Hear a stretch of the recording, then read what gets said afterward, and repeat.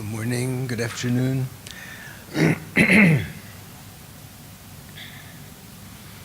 Okay, in case you've wandered into the wrong class, we're studying, we're chewing the tough bones, the dry bones of the Buddhist tenet schools of tenets, and we are now talking about the Chittamatra view.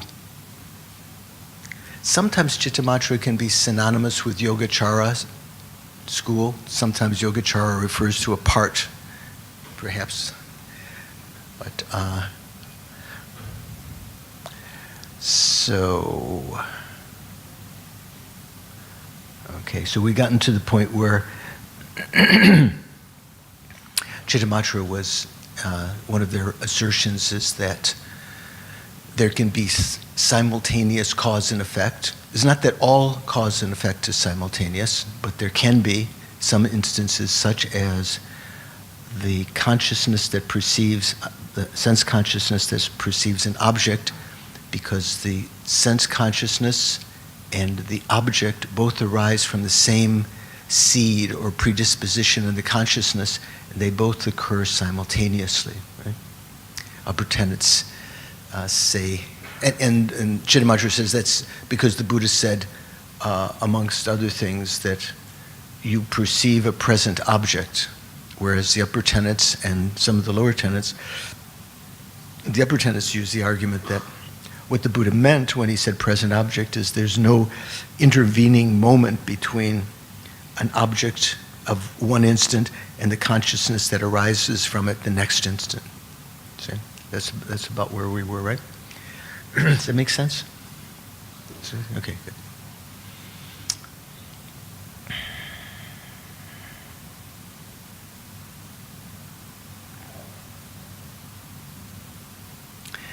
For the Chittamatrans, I'm reading again from Jeffrey Hopkins' book, Meditation on Emptiness, which we're using as sort of a basis for our discussion. And if you're looking in that book, this is from page 368. For the Chittamatrans, an object is the same nature or entity as its perceiving subject. We've mentioned many times, right? Illuminating and realizing objects. So, Selshing Rikpa, that which is clear or illuminating and knowing, is still the definition of consciousness. If an object were a mind, it would have to be shown that it apprehends objects, and such cannot be shown. I think we've mentioned that before. In this way, with object and subject the same entity, and different conceptual isolates, we were talking about this before. So two things can be the same entity, but still conceptually you can differentiate between them, such as an object, a conventional object, and its emptiness. They're said to be the same entity, but different isolates. Or they can be understood conceptually as different, even though they're the same entity. Generally, things that are the same entity arise to consciousness at the same time, such as the shape of this mug and its color and even its impermanence is said to appear as one entity with this one, with that which they are one entity with. Still, to eye consciousness, the eye consciousness, it's said that impermanence appears to the eye consciousness, but the eye consciousness does not perceive subtle impermanence, even though it's appearing. So it gives you a feeling there's some things that appear, but are not, that even though the eye consciousness can see the shape and color, which are one entity with the mug, and the impermanence of the mug, is the same entity, it's still the eye consciousness does not perceive that. Does not perceive the impermanence. Okay.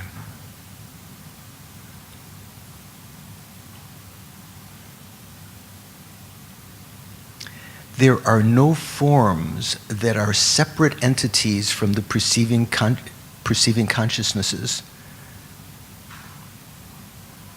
Whereas according to the upper tenets, Prasangika, and according to Vaibhashika, there are external forms. There are forms that are different entities from the consciousness, but for Chittamatra there are not.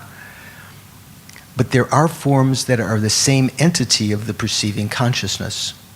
Again, as with the Prasangika assertion of nominally existing objects, nominally existent objects, the view is extremely subtle, and it should not be thought that because the system says there are objects, it is referring to objects as we think of them, as one knows them. For a sense consciousness of a sentient being perceives objects as if they were distant and cut off.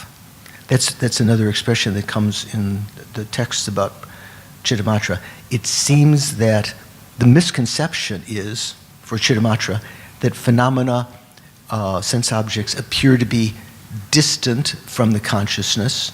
Doesn't necessarily mean lineal distance, but they are, they're not right within the consciousness, and they are cut off from the consciousness. They are not consciousness. They are not the same entity of the consciousness. That's how it appears to sentient beings. But for Chittamatra, that's an erroneous view, that because they really are the same entity as the consciousness, right? So saying the same thing several different ways, although the text is bringing up different aspects of this. According to the Chittamatrans, the final root of cyclic existence is the conception that object and subject are different entities. This is the subtlest and strongest of all misconceptions, and when it is destroyed, all misconceptions are destroyed.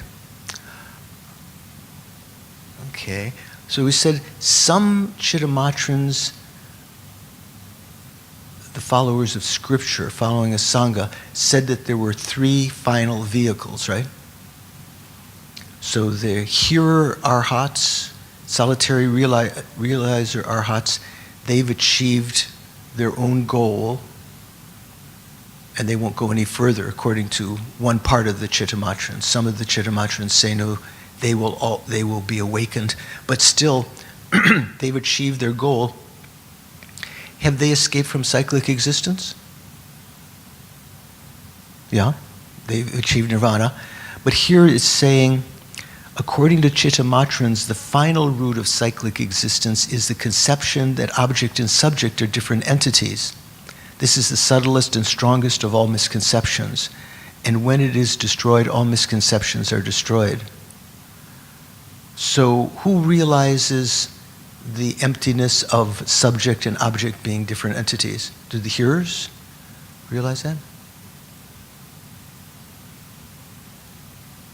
No, they achieve their nirvana by realizing the subtle selflessness of persons. And the solitary realizers perhaps have a subtler realization than that. But it's only the bodhisattvas who will achieve enlightenment that realize the difference in entity between subject and object. The emptiness of that subject and object are one entity, right? But here it says the final root of cyclic existence is the conception that object and subject are different entities. That's the root of cyclic existence. Generally in Prasangika, what do we say the root of cyclic existence is what? Ignorance grasping at inherent existence, or the wrong view of the transitory collection that perceives an inherently existent person, right?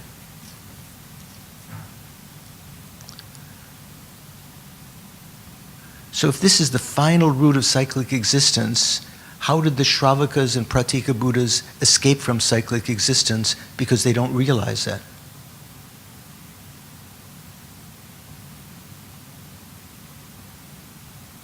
Okay, I'm not sure. What do you think? Anyone have an idea? CC, you have an idea? Here it says the final root. So there is a root of cyclic existence. It's sufficient for the Shravakas and the Pratika Buddhas to realize the selflessness of person to escape from cyclic existence.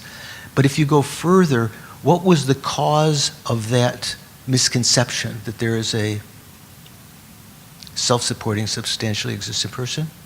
The cause of that is this misapprehension about subject and object being different entities. But you don't have to go that far to escape from cyclic existence. You can just realize the selflessness of persons for the followers of a Sangha.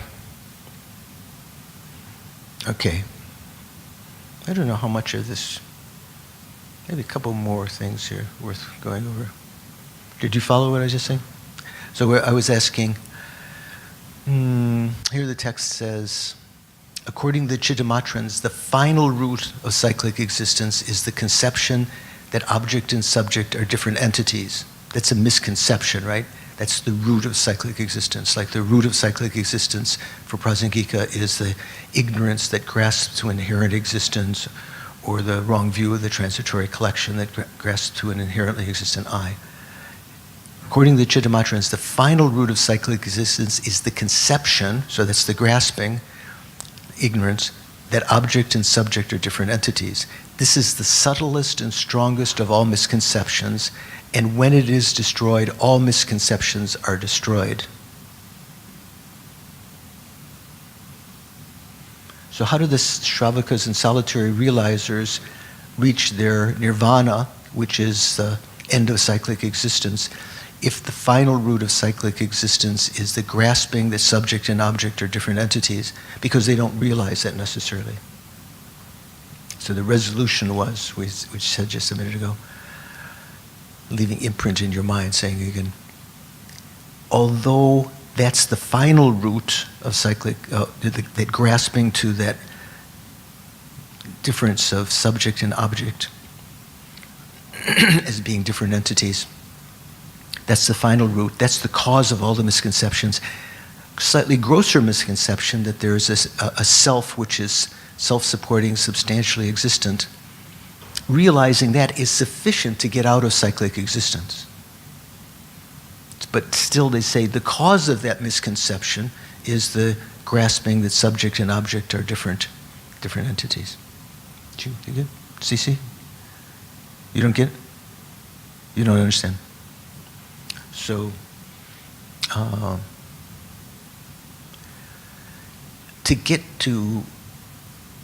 to cut your own bondage to cyclic existence, you have to realize at least that a person is empty of being self-supporting, substantially existent.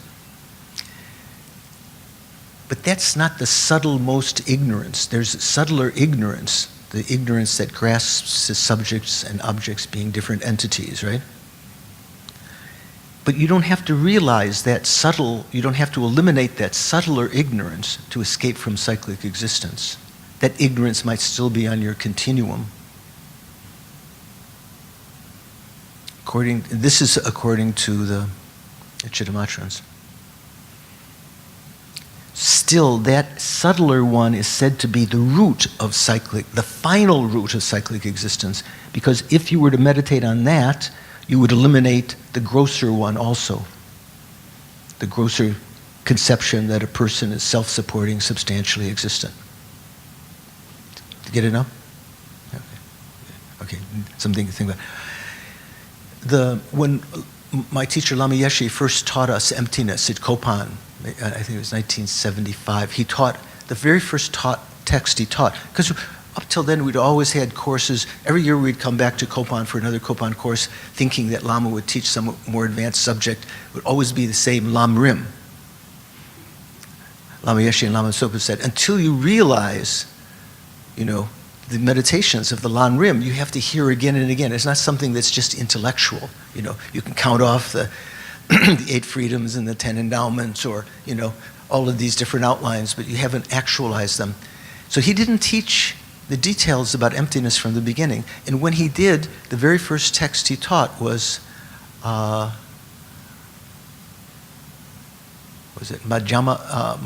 Vibhagna, the discrimination of the middle and extreme. One of the texts that a Sangha brought back from Tushita heaven, mainly talking about the Chittamatra view.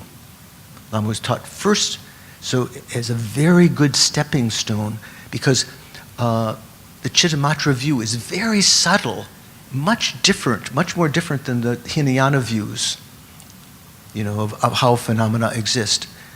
So one of the things we've been talking about here again and again is their view, the subtle selflessness of phenomena, is that phenomena don't exist the way that they appear as separate and cut off from the consciousness that perceives them. That phenomena are actually, let's say external objects, are actually the same entity of the consciousness that perceives them. This also has to do, there's a grosser version of that that's called the subtle selflessness of phenomena for Chittamatra. Do you know what the gross selflessness of phenomena is for Chittamatra? Maybe did some of you study tenets before? Who studied tenets before? Maybe you're afraid to say. You don't want to admit that you studied. You're studying tenets now. So what is the gross selflessness of phenomena? Either of you back there. Have you heard? Is it one of the questions that's come up? Oh, she's showing you her notes.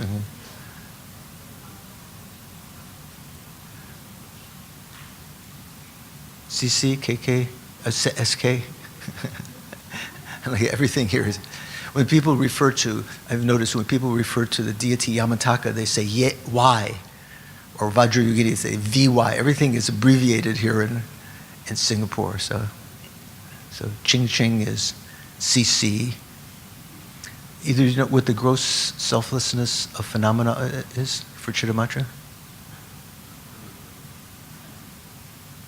Doesn't exist? What? It doesn't exist in your mind.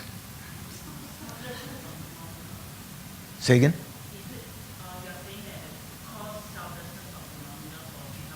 Yes. Okay. So we say that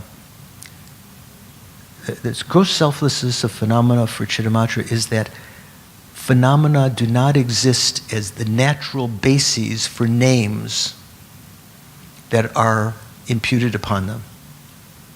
Have you heard, does that ring a bell with you now? So that is said to be, from that point, if you understand that, that's more easily understood than the fact that phenomena do not exist as different entities from the mind. But that second, the more subtle, can be derived from this.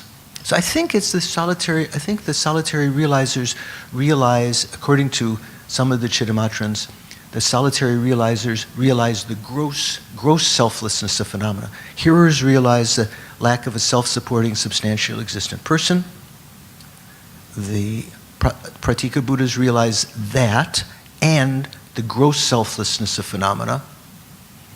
And the Bodhisattvas realize both the lack of a self-supporting, substantial, existent person and the gross selflessness of phenomena, and also realize the subtle selflessness of phenomena, that phenomena don't exist as separate entities from the mind.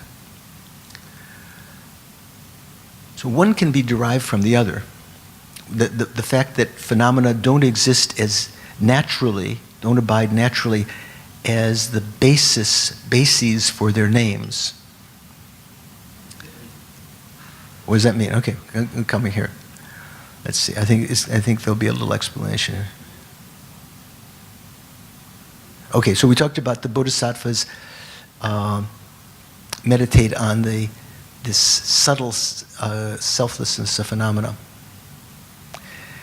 Included in the obstructions to simultaneous and direct cognition of all phenomena, all objects of knowledge, together with the conception of object and subject being different entities, is the conception that phenomena naturally exist as the grounds or bases of engagement in names.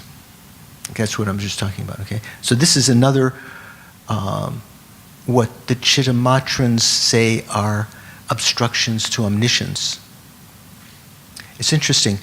For the Prasangika, is ignorance an obstruction to omniscience?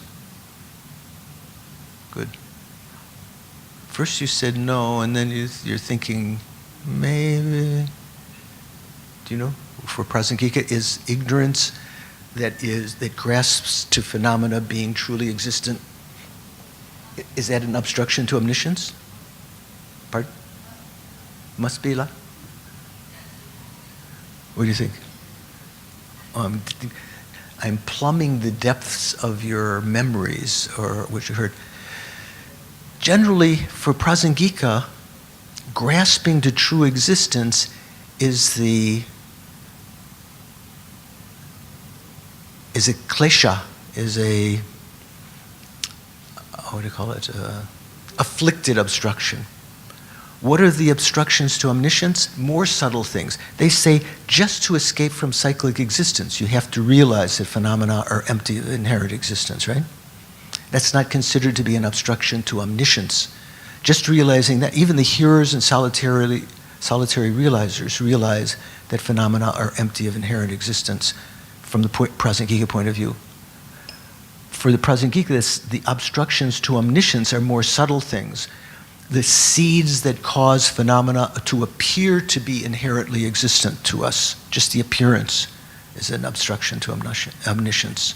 Other kinds of things like that. But for the Chittamatrans, the subtle grasping to a emptiness of phenomena, to subtle grasping that forms and the form realizing consciousnesses are different entities, believing that,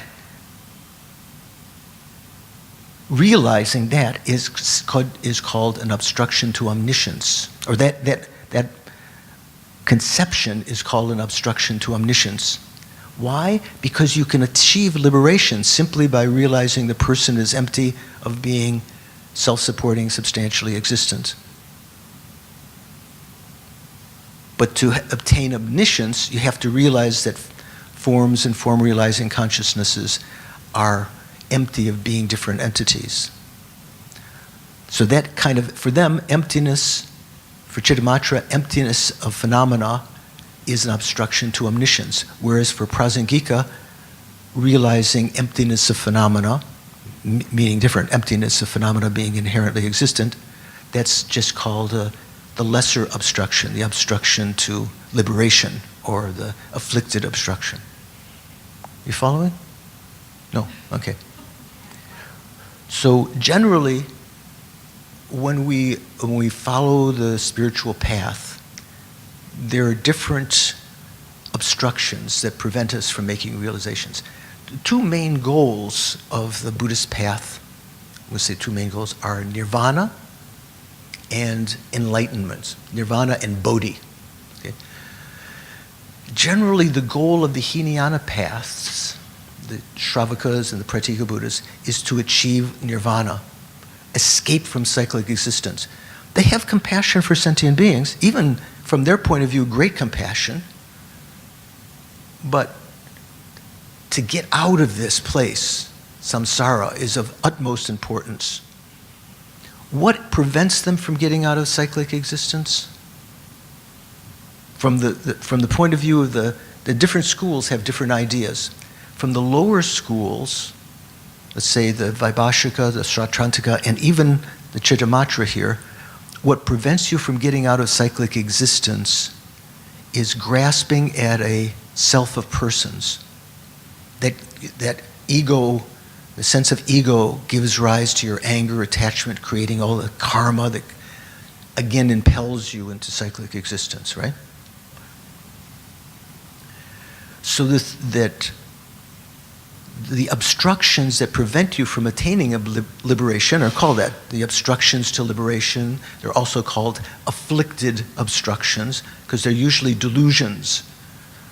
This delusion that's grasping to a self of persons for the lower schools.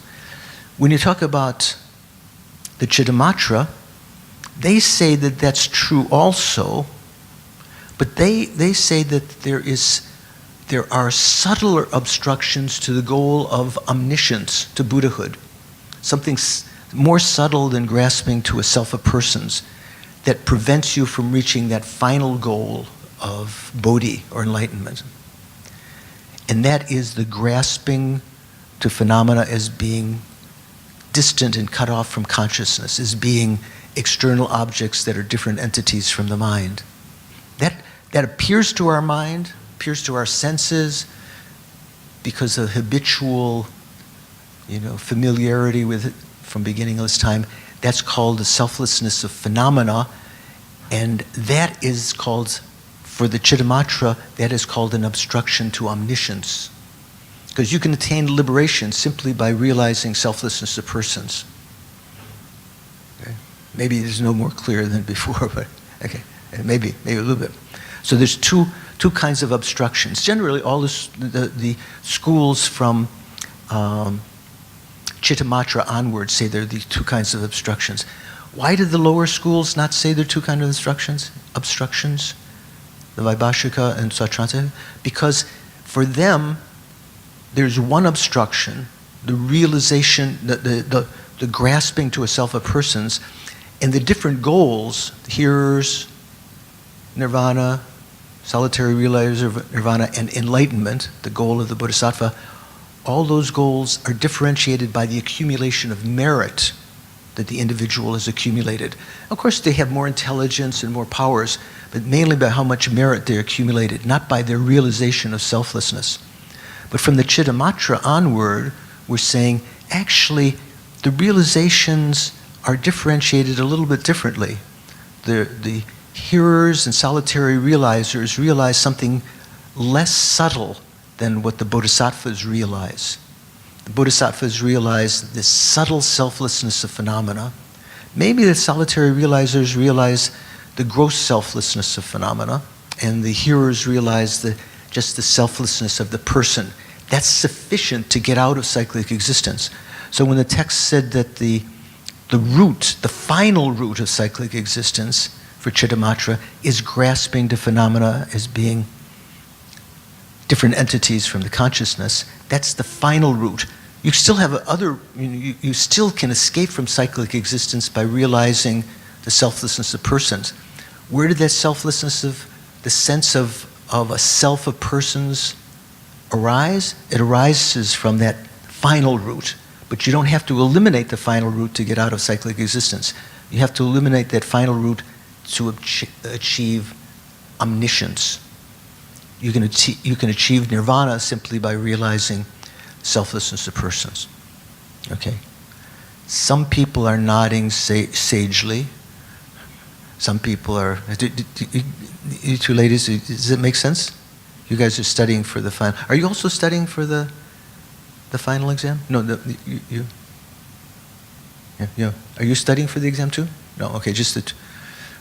Anyone else studying for the final? Okay, so, but they should have a good review for you. Who knows? Might be on the exam. So included in the obstructions to omniscience, in other words, to simultaneous and direct cognition of all objects of knowledge, along with the conception of object and subject being different entities, that's the subtle selflessness of phenomena, is this gross selflessness of phenomena, the conception that phenomena naturally exist as grounds or bases of engagement in names. The non-existence of objects as natural bases of engagement of names is a selflessness of phenomena that is, here he's saying, that is as subtle as the non-existence of subject and object as different entities, but is easier to realize. So in some ways called the gross selflessness of phenomena. An understanding of it serves as a means to entering into the understanding of non-duality. Here for Chittamatra, non-duality makes sense because there's no duality between object and subject. They're one entity. So it has this, in all of the different philosophical schools, it seems, non-duality has slightly different flavor, different meaning. So you have to be careful to understand what you're talking about, what a text says, what the text is talking about when it says non-duality. In refuting that phenomena naturally exist as the bases of names.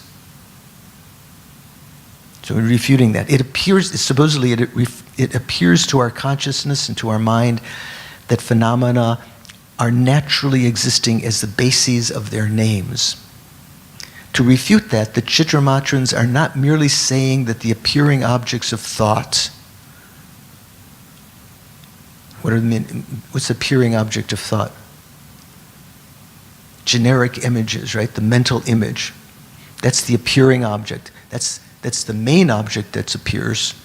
Also, when you think about something, the object is said also to appear, like your mother is said to appear if you think of your mother, although she might be somewhere else, she might be passed away. That is said to be an appearing object, but it's not the main appearing object. Main appearing object is the generic image through which you understand your mother or you understand the object. So the Chitamatrans are not merely saying that the appearing objects of thought, meaning generalities, generic images, mental images, do not naturally exist because of depending on thought. Now what do mental images have to do with this naming? Because all naming process, when we give names, all depends on thought. You can't give a name without having some mental process. Your eyes don't give names. Your eyes doesn't think cup. Cup is being thought by your mental consciousness, right? That process of giving names is a conceptual process, so it depends on mental images.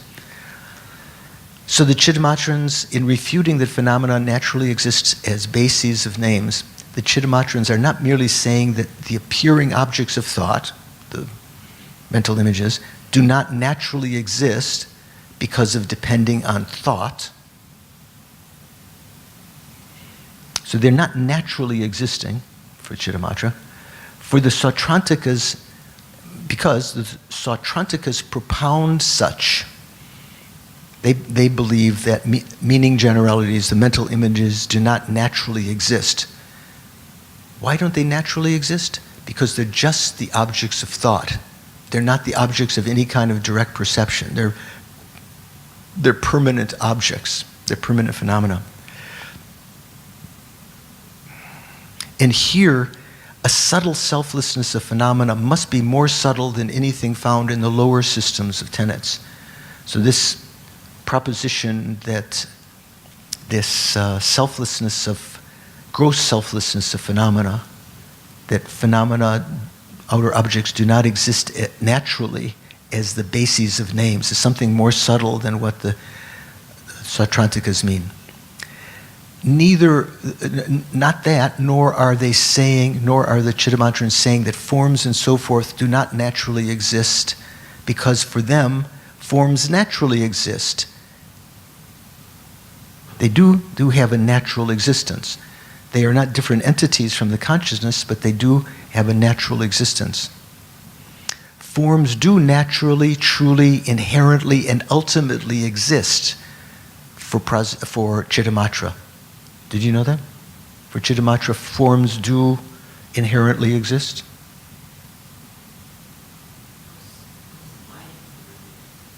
Pardon? Mind inherently exists, right? Forms do naturally, truly, inherently, and ultimately exist, because if they did not, they would not exist at all. For the Chittamatrans, the Prasangika view that objects do not naturally, truly, inherently, and ultimately exist, the Chittamatrans think that's a denial of phenomena. If impermanent things did not naturally exist, they would be totally non-existent. This is of the different philosophical schools that argue with the Prasangika, Madhyamaka, mainly it's Chittamatra, because the view propounded by Nagarjuna, the Prasangika view, was more or less contemporary with the Sangha. So there was some kind of debate between those two schools, mainly Chittamatra and the Madhyamaka schools, especially Prasangika. So Chittamatra is saying, if phenomena didn't truly exist, they wouldn't exist at all. They say they have to truly exist. When the Chitamatrans speak of objects as not being naturally bases of names, then they're meaning something else. They base this on the adventitious relationship between objects and names. You know what adventitious means? Adventitious means just by accident, not permanent. That the adventitious relationship between objects and names. How do names come about? Why is this called a cup? What was it? How do you say this in Chinese? What? Bei? 2 syllables? Bei what? Beizi. Beizi. Tibetan maybe Kayu. I don't know, something. The different languages have different names. Why are they given? Why is this called well, this is called an iPad, but let's say like a computer. Why is a computer called a computer? It was someone gave that name because at one point it was used for computing, right? Names are adventitious. Sometimes someone gives a name of something for some reason and it becomes popular convention, but the name wasn't there from the very beginning, right? That's what it means. Adventitious relationship between objects and names, and between names and objects. For instance, when an ordinary being's eye consciousness perceives a pot, let's call this a pot not only appears to be a bulbous thing able to hold fluid, that's what appears to the eye consciousness, but also the bulbous thing appears to be the basis of the designation pot. It's very, actually at this point, very subtle. It doesn't just mean that we misconceive and think that the name adheres in the object as soon as you see the object, that you would know the name. It's something more subtle than that.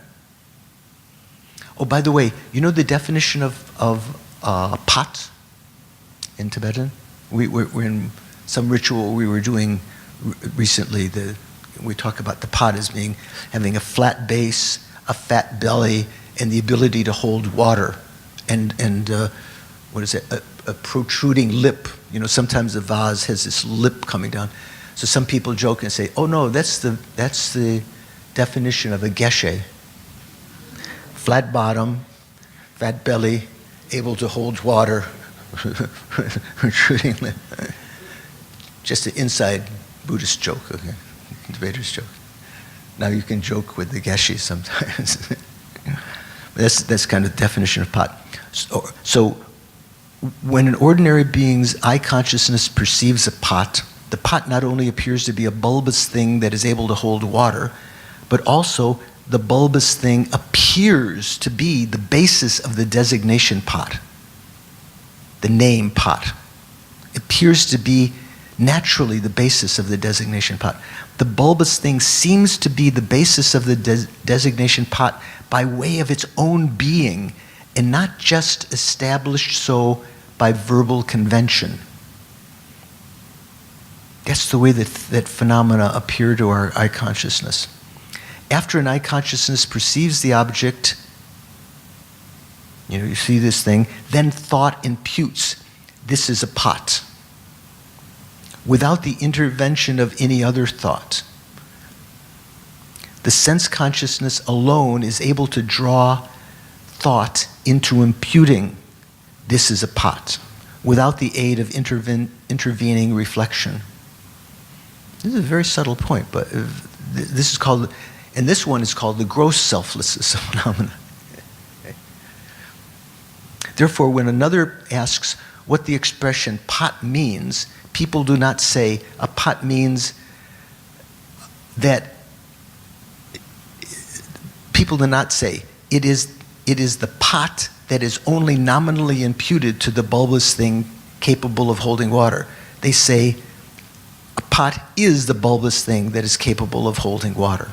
They don't say it's that which is only nominally imputed. They say that which is the bulbous thing, as though the bulbous thing able to hold water is inherently the basis of the name pot. Sound familiar? Did you study this before when you studied Chittamatra? Yeah, okay. So due to previous conditioning, objects falsely appear to sense consciousness as naturally bases of names, and then thought, assenting to this appearance, falsely conceives them likewise. This is what the Chitamatrans assert. Okay, this is a little easier to understand. In one way, it's sort of as subtle as the fact that forms and form-realizing consciousness are empty of being different entities, but it's easier to understand, this is said. And from one you can prove the other, supposedly.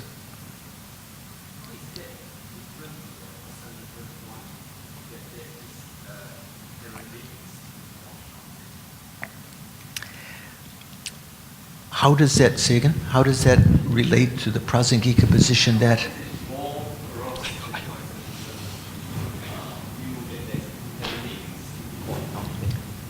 there is a naturally existent part out there? How is that?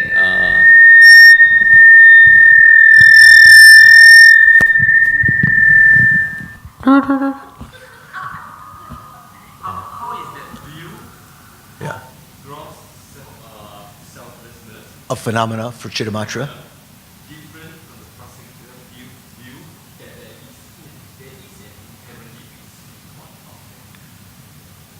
So you're saying the Prasangika view is that there is an inherently existent pot out there? The emptiness of that. Yeah, the emptiness of inherently existent. That there is not an inherently existent pot out there. So here we're talking about two different things. And it's in some ways it's said that this selflessness of phenomena for Chittamatra, this expression of selflessness of phenomena, I'm calling the gross. Sometimes it can be called the subtle. These two are said to be equally subtle, that form and form-realizing consciousness are empty of being different substances, and that forms do not naturally abide as the bases of their names. They're said to be equally subtle. Sometimes one is called gross, sometimes the other is called gross. So the thing about the names is a little bit different than the Prasangika position, quite a bit different, but it acts as a stepping stone. And it's said that understanding, on the basis of understanding that phenomena do not exist naturally as the bases of their names, although that doesn't mean, it's not realizing that they are not inherently existent, because Chittamatra believes they are inherently existent, but they do not naturally exist as the bases of their names that are imputed upon them. A little bit different, but it's said that on the basis of that understanding, you can make very high realizations, even in Tantra. Even, I think Lama Tsongkhapa said maybe even achieving the, what's it called? The impure illusory body or something like that. So it's something similar to the Prasangika view, but there's no way through understanding this view about names that you could even be liberated from Prasangika view, that you could even be liberated from cyclic existence, let alone achieve omniscience. Okay, this is a Chittamatra view. So let me read a little bit further. Due to previous conditioning, objects falsely appear to sense consciousness as if naturally bases of names, and then thought assenting to this appearance falsely conceives them likewise. You know, they appear that way. That's kind of like the appearance of inherent existence, and then thought conceives them. That's right.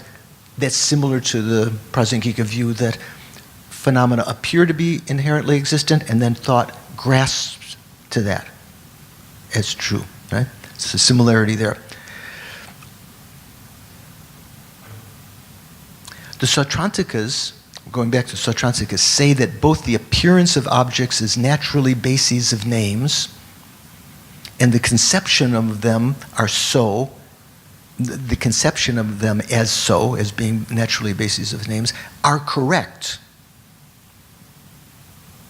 Sautrantikas, we're going back to Hinayana, because sense objects are truly existent external objects, and when they appear to a faultless sense consciousness, their very mode of being must appear just as it is. Still, the Sautrantikas We're getting different systems here. We're talking about Sautrantika, Chittamatra, and Prasangika. Still, Sautrantikas say that mental images which appear to internal thought do not naturally exist. They're artificially existent, right? And are only a reification of what depends on thought for its existence. Okay, I won't go into that. In the Chittamatra system, forms and so forth are not external objects, right? Chittamatra forms and so forth are not external objects to the mind that perceives them. They're not external, they're not different entities. They are external objects. They're called external objects because they're not internal objects, but they're not external to the mind that conceives them, that perceives them. In the Chittamatra system, forms are and so forth are not external objects. They appear to be external objects through the force of predispositions accumulated through beginningless conditioning to the naming of objects. So for the Chittamatra, they're saying this appearance of this dichotomy, this duality of subject and object, whereas they're actually one coming from the same seed. The conception of them being different comes about, and the appearance of them comes about through beginningless conditioning to the naming of objects. So it's for Chittamatra, there's a relationship between these two gross and subtle selflessnesses of phenomena. One sort of arises from the other. Forms are only of the nature of inner consciousness, right? They're not different entities from the consciousness that realize them, but they appear to be natural bases of names through the force of predispositions for expression. We have seeds in our mind to give names to things, sort of these seeds or predispositions. Therefore, the appearance of forms as naturally existent bases of names is not suitable to arise from the way things are without depending on establishment by names and thoughts. Don't worry, I don't expect you to understand. It's difficult. Otherwise, the fact that forms are the bases of names would not depend on a consciousness, in which case forms would be different entities for perceiving consciousness. Okay, I won't go into more detail. Let me just go through that. So this is worth knowing that there are two expressions about the selflessness of phenomena for Chittamatra. One says that phenomena are empty of being, empty of naturally being the bases of the names that are imputed upon them, which they apparently appear to have because of seeds in our mind, predispositions in our minds from giving names in previous lives. And the more subtle version is that phenomena appear to be different entities from the consciousness that perceive them. That's generally the origin of the name Chittamatra, right? Chittamatra means mind only. Phenomena are only the nature of the mind. It doesn't mean that, well, for in a certain sense, only, although we say that these objects exist, the objects that we see exist, Chittamatra says they exist, and they even inherently exist, but they don't exist as objects as they appear to be different entities from the mind. This particular realization is very, very powerful, even though, is it true? Are phenomena, like say this cup, is actually the same entity as the consciousness that perceives it for Prasangika? It's not just like that's true and Prasangika proposes something in addition to that that's more subtle. Prasangika would say this is not true. Phenomena do exist as external objects to the mind, different entities from the mind. But still, by meditating on that, the Yogacara system, you can overcome attachment to things. You know, say it's just mind. It's just the nature of my mind. It's very, very powerful.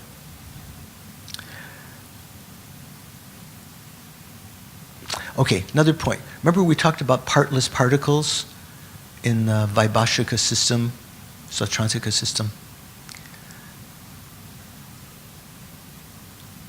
For the Vaibhashika, what were ultimate truths for Vaibhashika? Do you remember?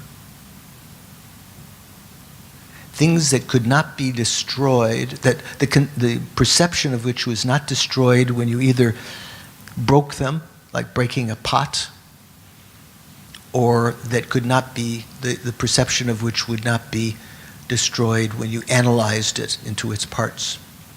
Those are ultimate truths. For the Vaibhashika, the ultimate truths were partless particles, partless moments of time, partless instants of consciousness, and so forth. Partless things. So the Chittamatrans refute the view that material objects are constructed from the amassing of partless particles. They say there's no partless particles. Remember, I might have mentioned at the time there's a proof that there are no partless particles. Even someone asked me, what is that proof? I said, wait. So the Chittamatrans point out that if a partless particle is surrounded by other particles, partless or not, let's say this is, I brought some coffee down in case if you're really tired, you can have a sip.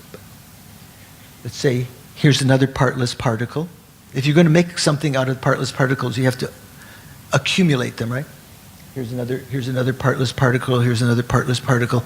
There are going to be partless particles in all different sides of it, right? So if a partless particle is surrounded by other particles, the place where one of the surrounding particles, touches the one in the center would not be the place where the others touch. This is touching over here. This is touching on this side, on the right side to me, your left side. This is touching to my left side. This is touching to that side over there, the back side. This is maybe another particle here is touching this side. So that center partless particle would have sides, would have directions. From Buddhist point of view, therefore it has parts. It has a eastern part, a northern part, a western part, up part, and so forth. Thus there would be touched and untouched parts. Or, if the supposed 6 particles surrounding the center one all touch the same place on the central particle, then nothing could be larger than one partless particle. Oh, do you know that off the top of your mind? If you surround something in all directions, how many sides does it, let's say a cube. You know a cube? How many sides does a cube have? 8? 6. That may come to your mind right away. So if you think of the cube around the sides, there are 4 faces, one face on the top, one face on the bottom. It's kind of like what we're talking about here. So there's 6, you could say there's 6 surrounding particles, as though, even though it's not assuming this is a cube, but just to say the directions, one of these 4 locations around horizontally here, and one above and one below. So if they touch different places, then it's not partless because it has different directional parts.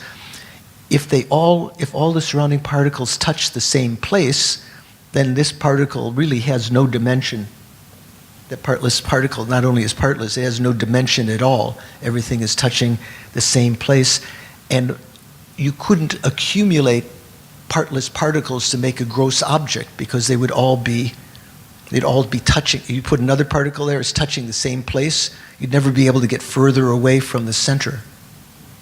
You follow? Do you follow? No? No.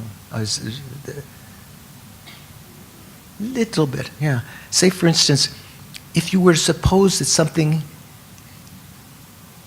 not only was partless, but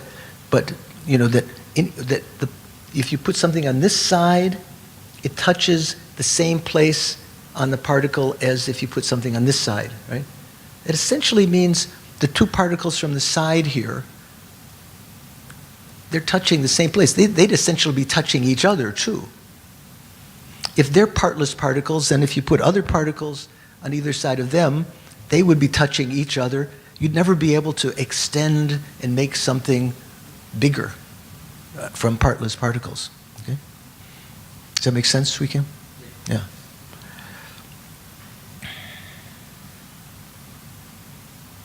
Nothing could be larger than one partless particle if that were the case. Some respond saying that the surrounding particles do not touch the center particle. This is the Vaibhashikas answering. You say, oh, no, there's no problem. They don't touch the center particle, but, what was it?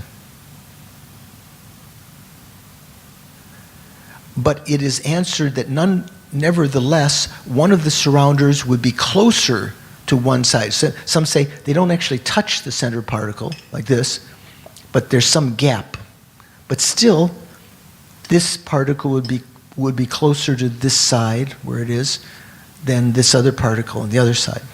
That would be what Chittamatra would respond if Vaibhashika said they don't actually touch.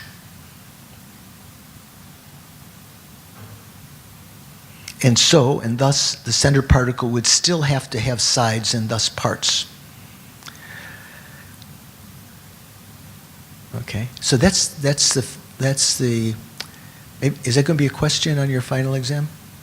What's the proof that there are no partless particles? It's a Chittamatra proof. It's very, very simple, right? Makes sense? Okay, another point. Furthermore, a spot of blue and an eye consciousness that apprehends it, right, again, are not different entities because the observation of one by valid cognition is pervaded by being the observation of the other by valid cognition. This is what the Chittamatra says. What is this talking about? This is talking about self-cognizing awareness. So when consciousness perceives something, I say blue, color blue, or this little fish, this orange fish. When eye consciousness perceives it, we know that we saw the object. We know that the object is verified by valid cognition, by the consciousness itself. What verifies that you saw the object? Maybe you verify that there is an object there, the fish or the car that you see, because you saw it with a valid cognition. How do you verify the cognition itself? This is where the Chittamatra says you need a self-cognizing awareness that knows the consciousness, that's simultaneous with the consciousness, also simultaneous cause and effect. It's knowing the consciousness at the same moment the consciousness is knowing the object. So a spot of blue and an eye consciousness that apprehends this are not different entities. They use this reasoning of self-consciousness to prove it because the observation of one by valid cognizer is coextensive with the observation of the other by a valid cognizer. In other words, whenever an eye consciousness observes an object, a self-consciousness observes the eye consciousness, right? For the Chittamatrans and some Sautrantikas, every consciousness is self-consciousness, is self-conscious, self-aware, because later, when an object that was seen is remembered, one remembers not only the object, but one also remembers the subject. One remembers seeing it. Do you ever say that? Oh, I saw that. You know? You're remembering not only the object, but you're remembering the seeing. So some of the Sautrantikas and the Chittamatrans say that proves for them that there has to be something called self-awareness, self-consciousness, that is a faculty of every consciousness that is pointed inwards. In other words, it is knowing the act of knowing. It's not knowing the object that is known by the main consciousness, like say the cup or the fish. It is just knowing that you knew. So you were able to remember not only the object, but you remember that you actually perceived the object. These are kind of dry bones, huh? Geshe's over here chewing dry bones. So for some of you who've heard this before, maybe a little bit clearer, maybe not, than it was before. Some of you who have not heard it before, maybe you feel, how could I ever understand this?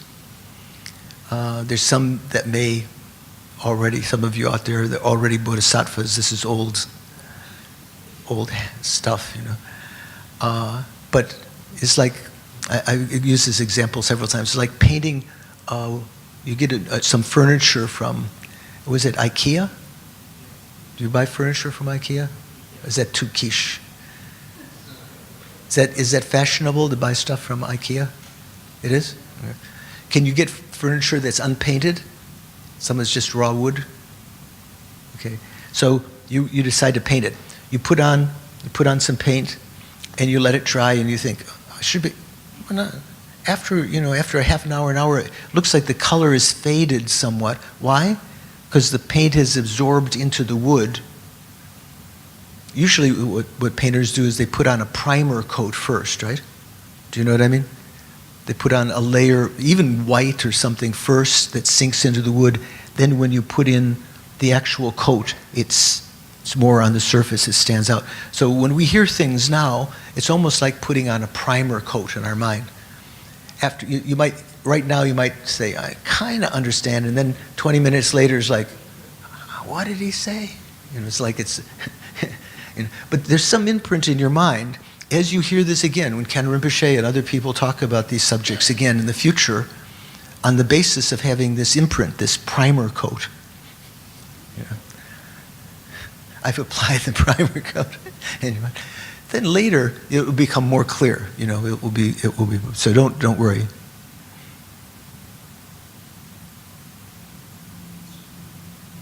Okay, I won't go into any more about that. There's more detail about that, but so mind only. So remember, in the Lankavatara and in the Dashabhumika Sutra. Do you know the Dashabhumika? Do you know what Dasha means? You know what Dasha means. We said the Dashadika Dharmapala, 10 directional Dharma protection. Dasha means 10.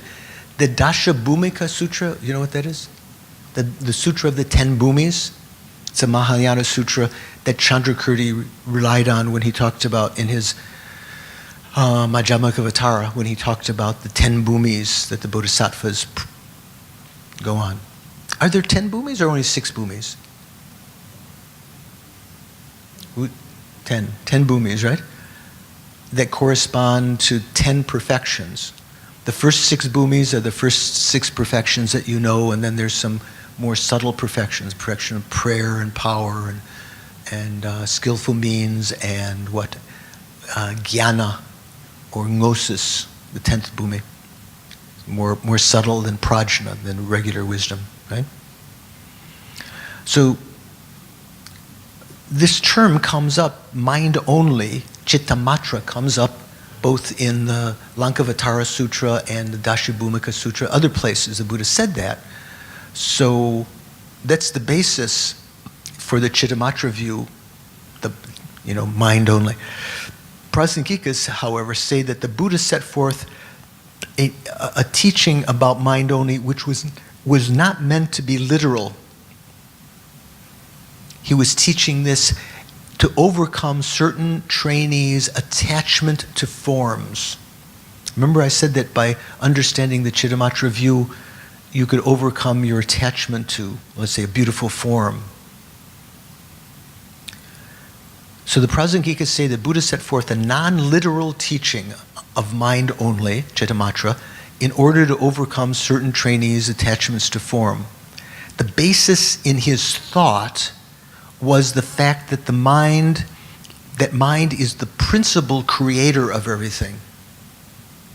When we say that all is mind only, the 3 realms are mind only, that means mind is the principal creator. That's to help overcome the conception in people's minds that, for instance, Ishvara is the creator of the world, or something else is the creator of the world. Is your mind the creator of the world? How is the mind creator of the world? Well, in different ways. Our collective karma, you know how the universe, we say that this is an external world to us according to the Prasangika, right? How does this external world come about? The collective karma of the beings of similar type that inhabit this world system, that collective karma is what is, this world system is the environmental effect of that collective karma. Our own environmental effects of our own individual karma is whether you live in a muddy place or a dangerous place or, quiet place or nice smelling place or bad smelling place. The environment, you have your own environmental effect, but there's an environmental effect of the collective karma of the sentient beings, which is the outer environment, that comes about because of our collective karma. Usually in the Abhidharma Kosha, there's a famous verse that says, all the world and the inhabitants therein arise from karma. Karma is the cause. So in a certain sense, mind creates karma. Even though you create karma with your body, you step on an ant, or you give generosity with your hand, or you create karma with your speech, all of that is motivated by the mind. The mind is the principal creator of the karma. So the outer world, in a sense, has been created by the mind.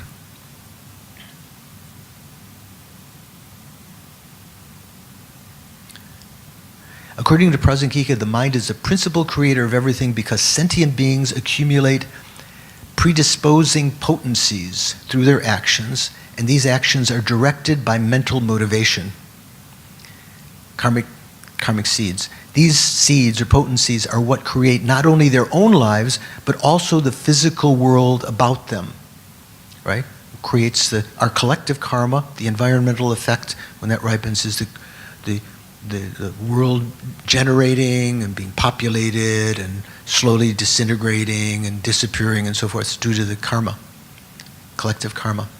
All environments are formed by karma. That is, actions and the potencies they establish. Our actions leave imprints, karmic seeds in our consciousness, our collective consciousnesses, and those seeds, when ripening, create the outer world. The wind, sun, earth, trees, what is enjoyed, what is used, suffered, all these are produced from actions. Potencies on the mind of each person in combination with those of similar beings create the very substance of their world systems. This is collective karma, right? The Prasangika assertion is not like the Chittamatra one, that a potency or seed simultaneously creates a cognizing subject and a cognized object. Rather, the physical world is constructed through the former actions of beings of similar type, and that world is conventionally an entity external to the consciousness which perceives it. Because the world of objects acts as a cause of consciousness, affecting it in various ways. Okay? So for Prasangika, like in Chandrakirti, when in his Madhyamakavatara, there's a section refuting the Chittamatra and saying that when the Buddha said Chittamatra, mind only, he was, in one sense, he was referring to this, that mind is the principal creator of the world, so that it is mind only. That helps to overcome misconceptions. Still, the mind, the motivator of actions, is the principal creator. The Prasangika view, like that of the Chittamatra, is of a world inextricably involved with the person.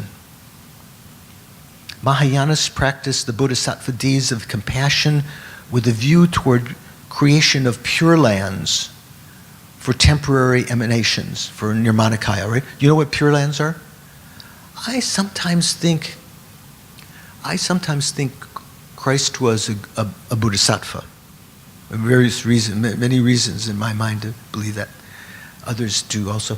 His teachings in general, mainly teaching between method and wisdom. What did he mainly teach, do you think? If you were to see him, assume that he was actually teaching sort of bodhisattva path.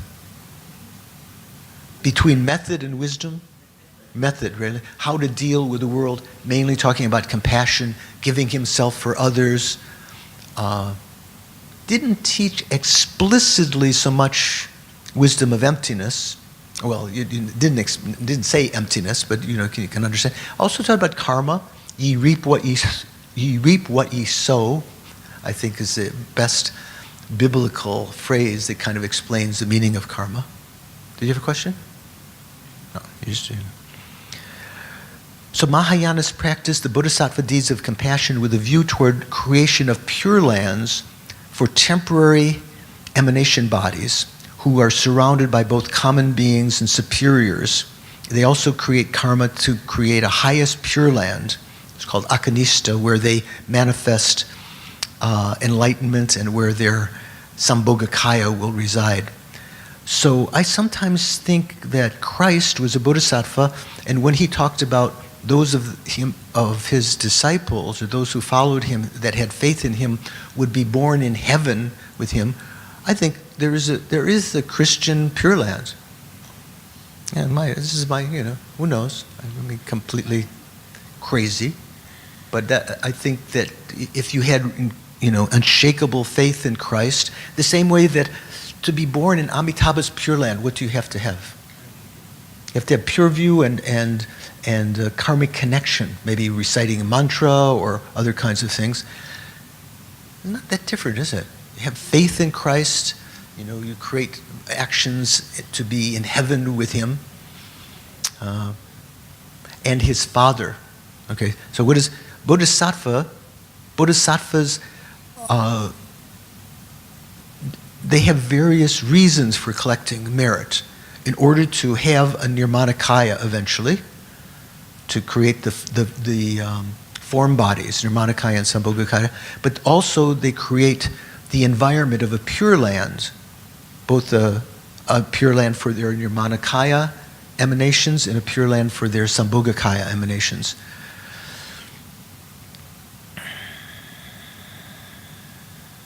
It is in these lands that one provides the conditions for others to advance on the path, including the land on which they stand. The Pure Lands are actually created by the individual environmental effect, let's say, of the Bodhisattva's karma ripening, which other beings then can inhabit. Even though they are not out of cyclic existence, for some period of time they can experience that Pure Land without the arisal of delusions, and therefore be protected from falling into the lower realms where they're in the Pure Land. When we talk about Pure Lands, right?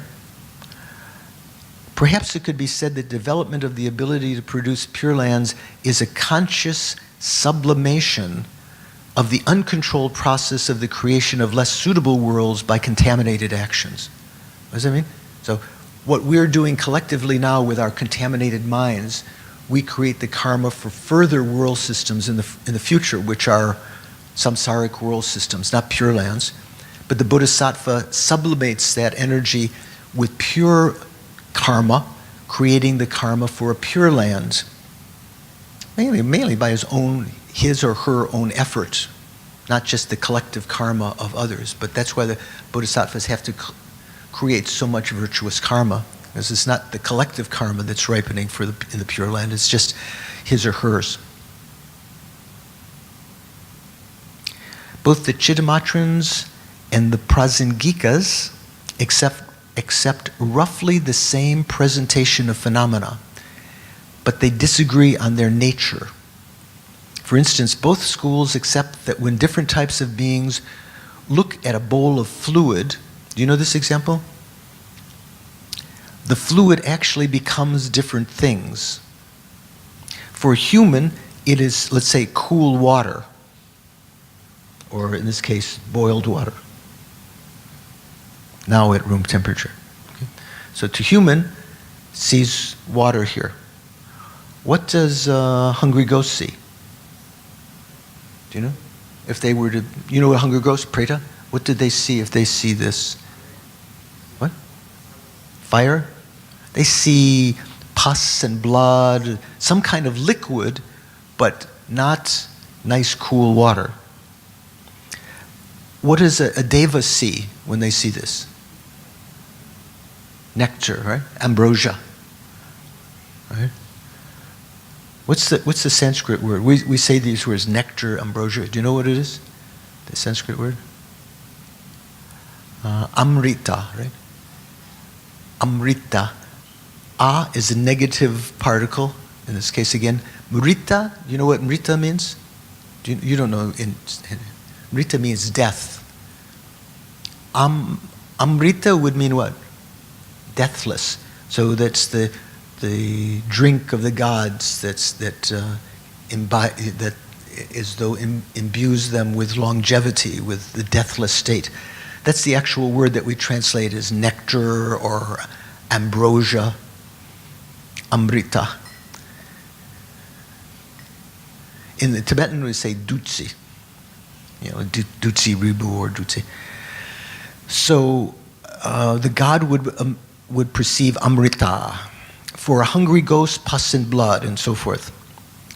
For the Chittamatrans, this in itself proves, for them, that fact proves that there are no external objects.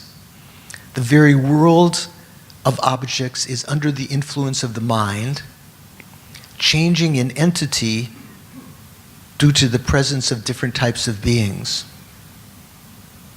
So when the Preta sees this, what he or she sees, female pretas, right? Also, most of there are also female. I was saying there are also female pretas because in some of the famous sutras, dharanis, where the pretas come in is when, say for instance, Shariputra and Mahamoggallana are sitting discussing the Dharma, and one female preta appears to them because they have psychic powers. They can see pretas. We can't see the pretas. And she's screaming and in incredible distress. Everything they try to do to help just makes matters worse. So they go to the Buddha and ask what to do. The Buddha gives some ritual to do for her. There's several things. Also Ananda. You know Ananda? Who is Ananda? The principal helper of the Buddha, his servant, right? Was one of the royal court also. I think it was Buddha's cousin, right? So Ananda at one point was meditating and a female preta came and was prophesied to him that in his next life he would be born as a preta. And he was like, whoa, here I am, the Buddha's disciple. I'm going to be born as a preta. And then went to the Buddha and the preta had said, the only way you can avoid this is by making making offerings to some large number of pretas of as much food as in some large quantity of this measure in Magadha. In Magadha, central India, there was a certain measure of grain. So like had a whole bunch of bags of that grain to every, numberless pretas.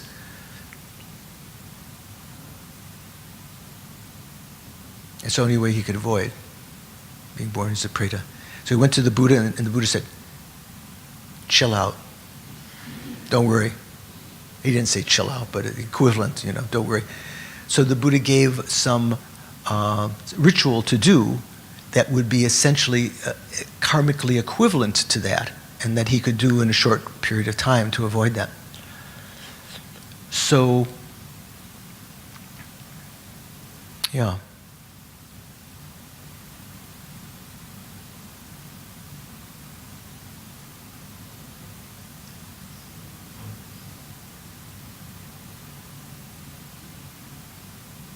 So for the Prasangika, the reason that these different beings see different things, let's say for the Chittamatra, the reason a preta sees pus and blood is because, again, the predisposition on their consciousness, the cognizing consciousness and the object that it perceives, the pus and blood, arise from one predisposition, one imprint on their mind, in relationship to this dependent origination, which has no natural kind of appearance.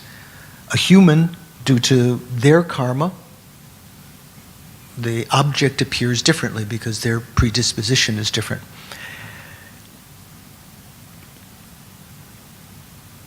For the Prasangika, they say there's something different. They say that the reason that these different beings see different things is because of their karma, they see a different portion. There's a certain portion of the liquid here which is pus and blood now because of dependent arising, and the pretas see that portion of it. Did you know this? The humans see that portion of the liquid that is water, and the gods see that portion that is ambrosia or amrita. Yeah, that's what, well, in the Gelugpa, at least, this is what Kedrup J, there's a famous text Kedrup J wrote called Dose of Emptiness.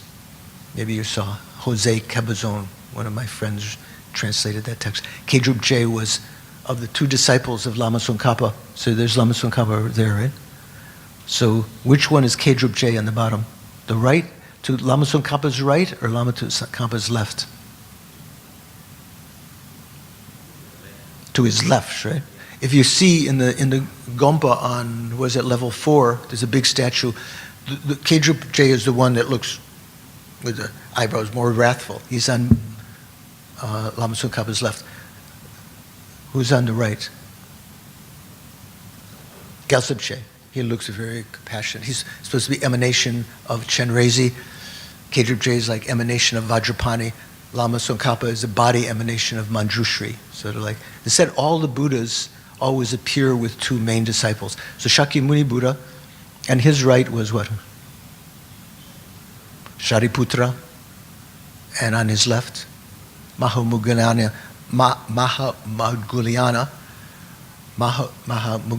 was the one in magic power. It's kind of like Kedrup J also, the tantric aspect. Gyaltsab Je, more the compassionate aspect, like Shariputra, more personable and so forth. So Kedrup J's text about subtle points about emptiness, eliminating doubts, called Dose of Emptiness. If you ever get a chance to read it, that's a good translation by Jose. Quite tough. Was it ever used in your class when Ken Rinpoche taught Prasangika? Does it ring a bell? A dose of emptiness. So in there he mentions that's from Prasangika point of view, that's why the pretas see something different. There actually is abiding there a certain portion of the dependent arising that the pretas perceive as pus. It's not as though there is inherently pus or inherently water or inherently amrita or something like that. Okay. There's a couple other points, but I will leave a couple minutes for questions. Next time, we have one more class that'll have morning and afternoon, and next time we'll be talking about the Madhyamaka systems. A lot of it depends on understanding of these lower tenets, so we can go a little more quickly through that. And especially on the Prasangika view, we'll be talking about next time the Svatantrika Madhyamaka. Remember, Svatantrika has two parts, at least. Sautrantika, Svatantrika. My mala is slowly wearing off, I can say that. And the Yogacara Svatantrika. And the Prasangika mainly is just mainly one school. So before we end, any questions? Okay. Oh, I think that we'll just try it again, whether that works or not. I think they put the volume too high upstairs. Oh. Yeah, I have a question. Yeah. Remember the part where where the Prasangika were trying to refute the Chitta Mantra when they say that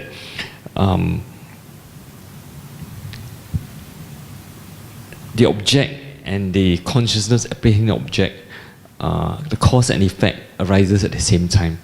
That's what Chittamatra says. Yeah. Right? Why can't the cause be the cause of that seed in the mind that produces the consciousness? So if that's the case, then there will be a lack, right? Why should it be the object that produces that consciousness be the cause? Why can't it be the seed itself in the consciousness that produces that consciousness and also produce the object? So that seed becomes the cause of both of them. So Yeah, it is. In fact, that seed, the ripening of that seed is the cause of both of them. But those two effects, the effects or the results of the ripening of that seed, they occur simultaneously. Correct. So the consciousness is simultaneous. For Chittamatra, the consciousness that's perceiving, say, color blue, is simultaneous with blue. That instant of blue. There may be a continuum of instants of blue. There may be a bunch of seeds for that continuum of consciousness. One seed ripens for one consciousness and its object that are simultaneous. Then another seed ripens for the next instant of consciousness and its object, which is simultaneous with it. That's the Chittamatra view. And they say, they quote the Buddha, that the Buddha said, when consciousness perceives, it perceives a present object. Remember? And so the Prasangika said, the Buddha said present, but what was implied by that is that there's no intervening moment between the object of a prior instant and the next instant of consciousness that realizes, that perceives it, because the consciousness arises as a result of the cause of the object, coming in contact with the object. That's what I'm trying to say. Yeah, okay. The consciousness that arises is not caused by the object, but it's actually caused by the seed in the consciousness before that. You could say that, but So- even the Chittamatra says that the cause of the consciousness, which comes from the seed, is the object which is simultaneous with it. They don't say that it is the cause, it is caused by the seed. Yeah. In general, to have a consciousness, generally you need three conditions, right? Do you guys, what are three conditions for consciousness? The object condition. The subject, the mind. So and you the have, preceding- that's called the immediate condition. The object condition, the immediate condition, which is a previous moment of consciousness, and then the dominant condition, and which means the faculty.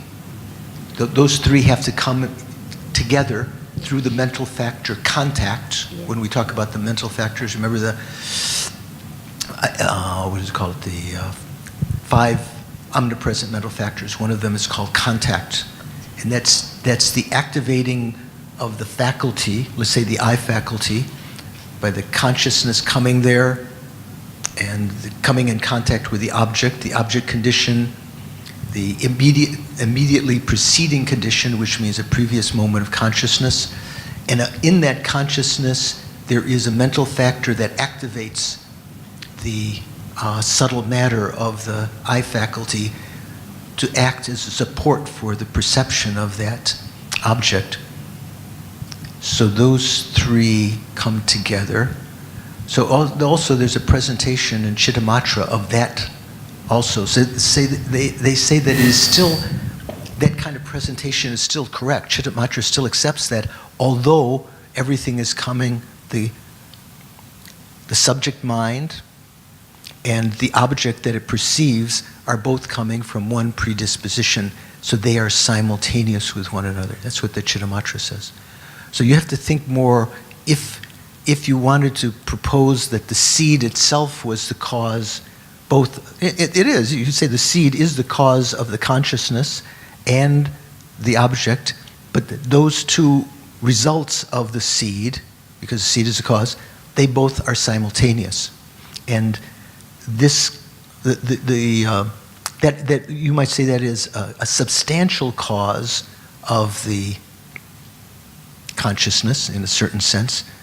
The seed is a substantial cause of the object, but also another cause of the consciousness perceiving this is the object itself. So, yeah. The view of the Chittamatra is very subtle, and sometimes you might think, if it's going to be superseded by the Prasangika or Madhyamaka view, why study that? Oh, because there are many things about it that have connection with more subtle presentation. Like, say, for instance, one of the names of the Chittamatra is the Yogacara, right? So many of the practices of Tantra have some similarity to Chittamatra. When we talk about in Tantra, all phenomena are of the nature of the subtle mind and things like this. So I think Maitreya, in presenting that, was laying seeds in our consciousness for other reasons also. It's not just as a stepping stone to understanding the Madhyamika view, but also for other reasons involved with practice, yoga practice, meditation, and so forth. Anyone else have a question? Yeah. Oh, yeah. Wei-Chin has the phone, so he has the microphone, so he gets first dibs. Okay. Venerable George, during the meditation, when we turn away from looking at turn back to look at the subject and away from the object, that subject, is it the sense of I that which we believe to be real? No, not at the beginning. What you're perceiving at first, this is just a way of talking. Say one part of the mind, if I'm holding my hands like this, like a big balloon, okay? The entity of the mind, maybe one part of the mind is as though watching the mind itself rather than watching the objects in the mind, the thoughts. Are the thoughts in the mind? Are they consciousness? They're not mind, otherwise those thoughts would be perceiving other thoughts and having other experiences. So they are the entity of the mind. They're the same nature of the mind, but they're different. But they themselves arise out of the clarity of the mind, sort of like there's nothing there in the mind, and then they arise due to different conditions, karma ripening, and then they disappear. Those thoughts can arise as objects of the mind. They can have a certain durability or life if we pay attention to them. Like if you think, they said bad words about me. Yeah, well, yeah, what do they know? And actually, they've got this, sort of inappropriate attention. Paying attention to that thought gives it energy. That's like its lifeblood. That's like the oxygen that lets it live. So if you take your attention away from the thoughts and focus on something else, such as the clarity of the mind around it, not just the clarity of the mind around it, the very fact that that thought is being perceived by consciousness, that thought is the very nature of consciousness. It is not consciousness, but the nature of consciousness. So even looking at it, you're looking at it in a different way. The same way when we talked about the antidotes to anger. If you look at the person who's causing you some problem and you're inappropriately thinking about it, yeah, they're the cause of my problem, I don't need them, they're just bad. Instead, you can be looking at the person with a different thought process and thinking, this is my guru. This is giving me this person is giving me the opportunity to practice patience. This person has been my mother in previous lifetimes. I wouldn't want to harm them. Even looking at them in the same way, you're diffusing and you're not fueling the anger. So something similar here. When you watch the mind, even if you don't turn away from or try to cut off the thought, even just thinking of it in a different way, this is the nature of mind. And as you're thinking, this is the nature of the mind, the nature of mind is clear and knowing. And so right where that object is, it's as though it can begin to dissolve back into the clarity. The different ways in in meditating on the mind like that. Okay? And you had a question.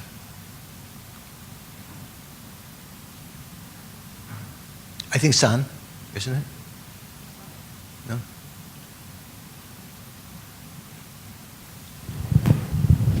I'm not sure if I understand it correctly. So you're saying the Chitta Mantra is saying that when we see things, it's What? Chitta Mantra Got that part? says. This just to clarify what I understood. Say what? That when we see things, it's because our mind. I couldn't understand what she's saying. The Chitta Mantra is saying when we see things, It's because of our mind, it's because of our mind. right?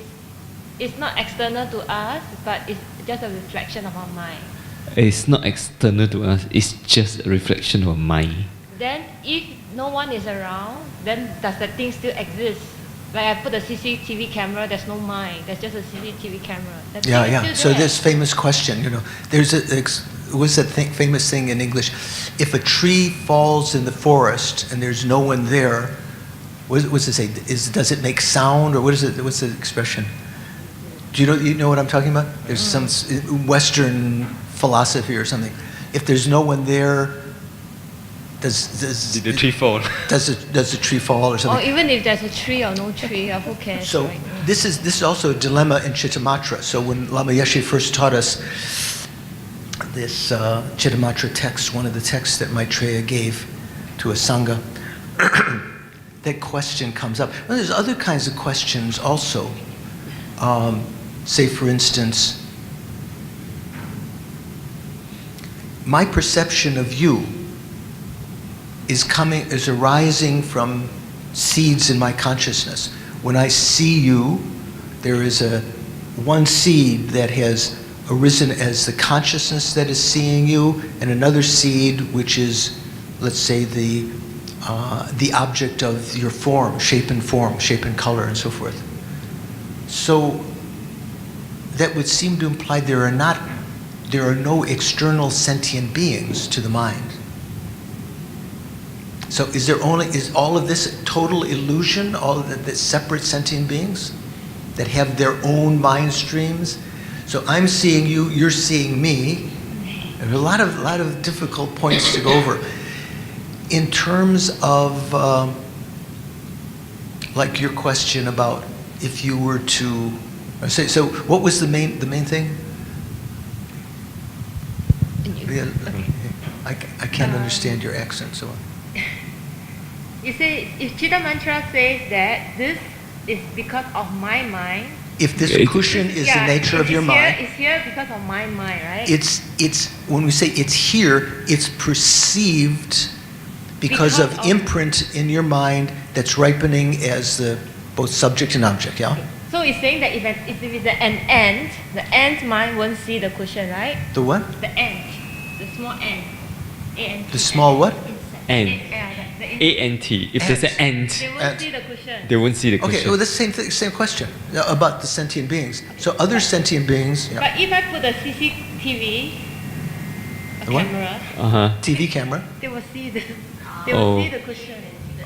So if you have a recording going on, like a videotape, I don't need a mind to have. yeah. So say for instance, if that video camera is here and all of you leave, So taking does it have a seat too? yeah. No, that doesn't. Does that camera have mind? No, I don't think so. So yeah, there are questions like this. Something like another sentient being perceiving me, different people perceiving me. How can they all have the same appearance? If you ask later, how did George look, and you all have the same opinion, oh, he looked a little tired today, or he looked like he had a scratch on his face or something. You all had the same experience. How does that come about? If it arises, if your perception of me all arises from the predispositions on your own consciousness. So there are ways that Chittamatra would try to explain that. Collective karma.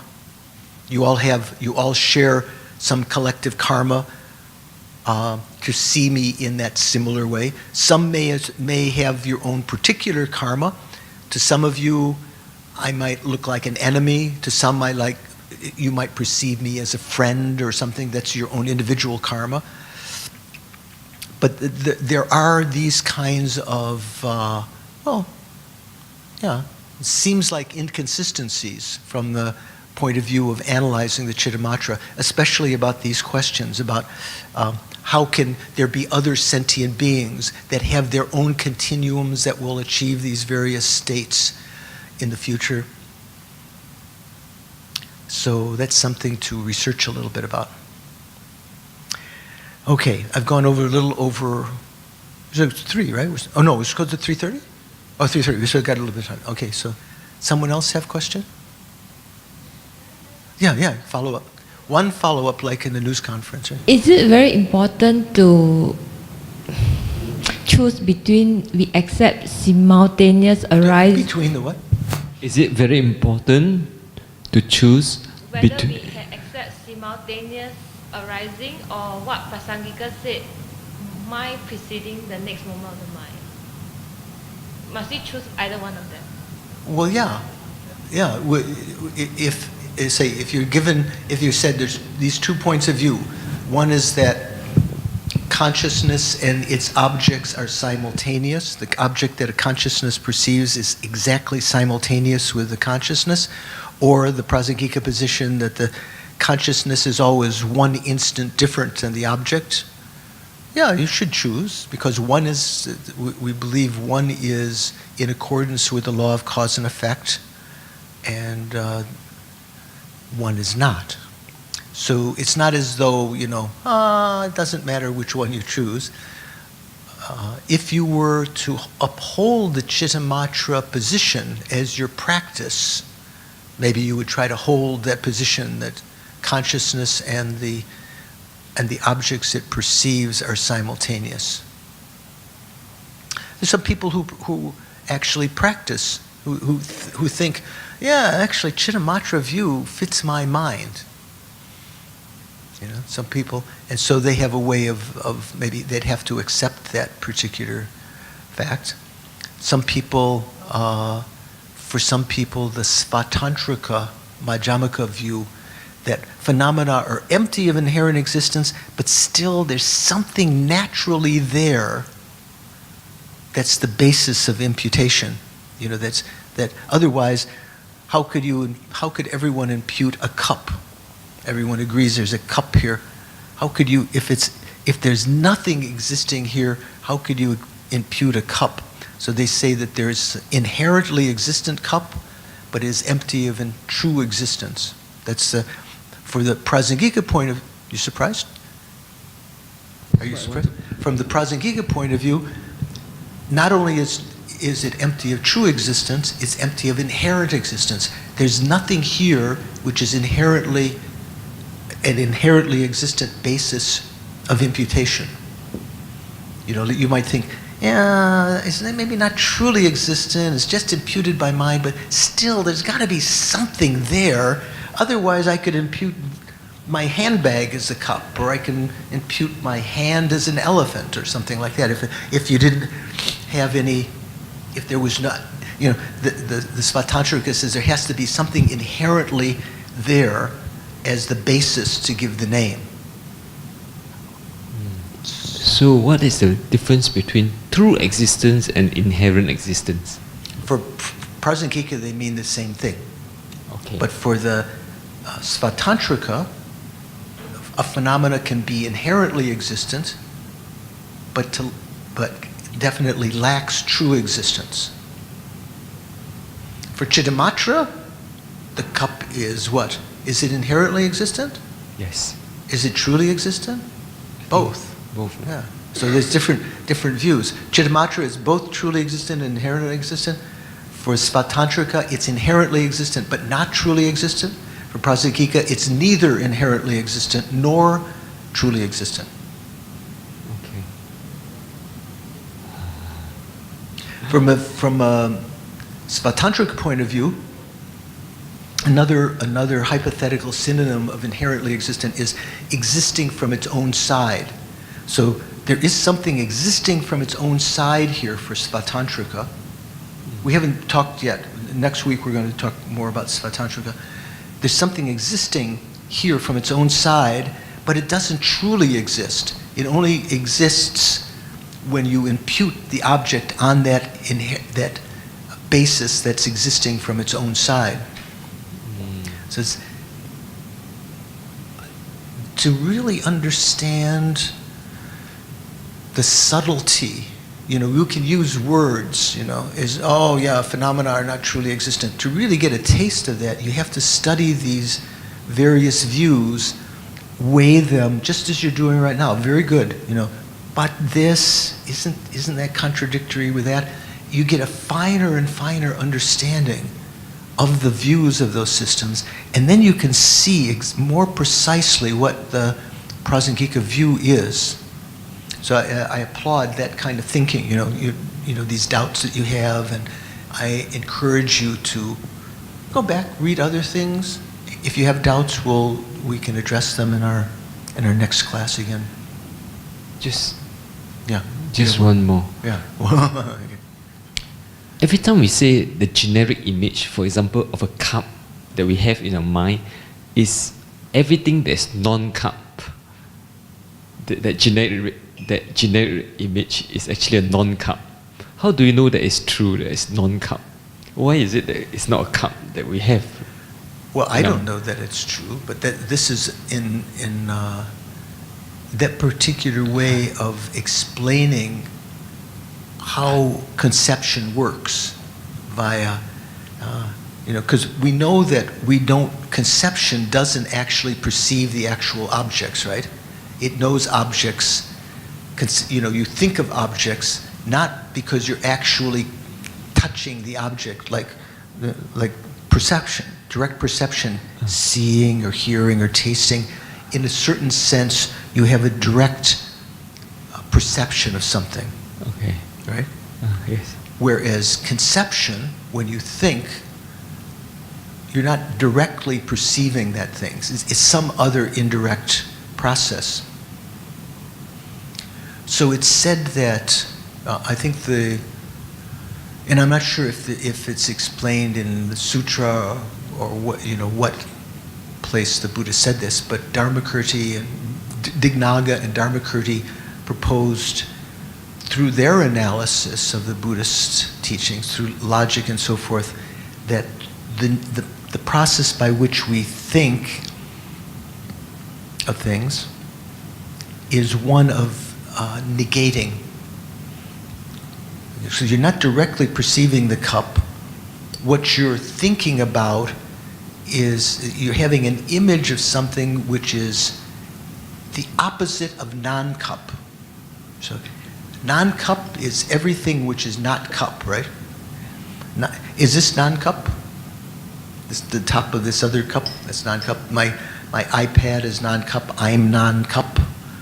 Everything that's not cup. It's sort of like if you imagine some three-dimensional image of the whole universe. Non-cup would be everything except right here where the cup is, there'd just be a void. Everything else is non-cup, right? Yeah. If you take the opposite of that, you come back. Now the opposite of non-cup.